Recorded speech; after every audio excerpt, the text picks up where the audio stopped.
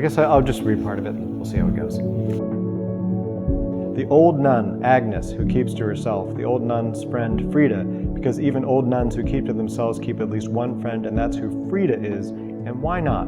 Because she too is an old nun, but also a former one, and was happy to drive over this fine summer evening and help Agnes root around the front yard looking for Joseph, who's not a nun, but a saint, or its plastic replica, buried upside down somewhere here in front of the convent. The two old women are sure of it because the building is for sale, and tradition holds that this is what you do. Hire the realtor, plant the sign, bury the statue.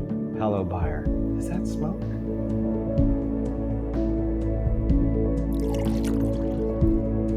I think early on I had this simplistic view that a Catholic writer was like J.F. Powers. I better make sure I people my cast with a lot of priests. And so I wrote a lot about priests early on. I don't have as many priests as protagonists recently, but I think my work has been getting progressively more Catholic over time. I think in part because I've become so interested in the notion of grace and what it means when people it lies just out of their reach, and what it means for people who are fallen to try and seek it. And I realized that's something, of course, that I'm trying to seek in my own life. And suddenly I realized that me being a Catholic writer is about everything I do, not just the people or how I put it on the page, but where the ideas come from. This is a collection of stories that the title story is called Listen, but in some ways that's the theme of the whole collection, trying to find out what it means to really listen to one another. There's a lot of characters in this collection who can't hear one another for a variety of reasons, because they don't want to, because they physically can't, because they're dead and gone and the character can't really access what's there, or I think more importantly because they have a faulty sense of belief. One of the things I'm constantly interested in interrogating in my own work is, what does it mean to believe? And I feel like the muscle that generates belief is something that you can kind of practice amongst each other before you even get to those higher realms of religious faith.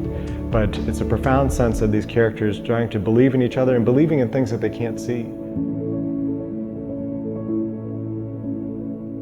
I once had a creative writing instructor tell me that you could never have more than 3 characters in a story. More than 3, you need a novel.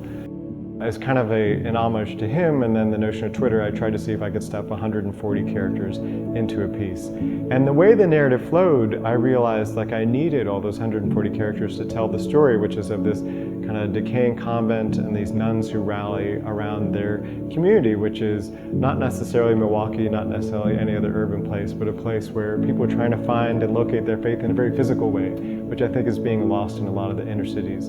And it takes more than one person to get that started, and it takes more than like 2 or 3 people to get that rebirth started. It may in fact take 140. So this is from 140 characters, and I think we're going to get through about 27 at this point.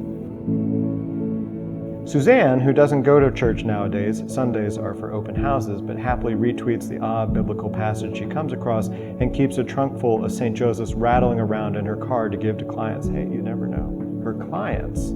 The nuns, specifically Mary Pat and Mary Grace, 2 of the 3 women remaining at the convent in the inner city, who were sitting inside wondering when Agnes, the 3rd, is going to come back from that walk she claimed she was taking. What that high-pitched sound is, it's the smoke detector, ladies. There's a fire, a fire. I did not realize until we were blessed what an amazing gift parenting would be. They've transformed my life, and they just make me wonder at all the gifts we've been given. The principal of my high school at Loyola, Gordon Bennett, was later ordained a bishop, and in his Episcopal ordination, he discussed his motto, which was grace upon grace. I'm not a theologian, but I just understood this constant flowing of grace from God. And I have to admit that I didn't even fully understand that concept until we were blessed with children, and I understood this is where grace funnels through. And so it's the reason that our first daughter is named Mary Grace. Sometimes I realize that as I go on, all my stories are about parenting, either trying to get in touch with your kids or trying to get in touch with yourself as a parent, and what happens when those kind of fault lines break down. But I think in that sense, then, all my stories are about grace. Either seeking it or being so surprised that you have it.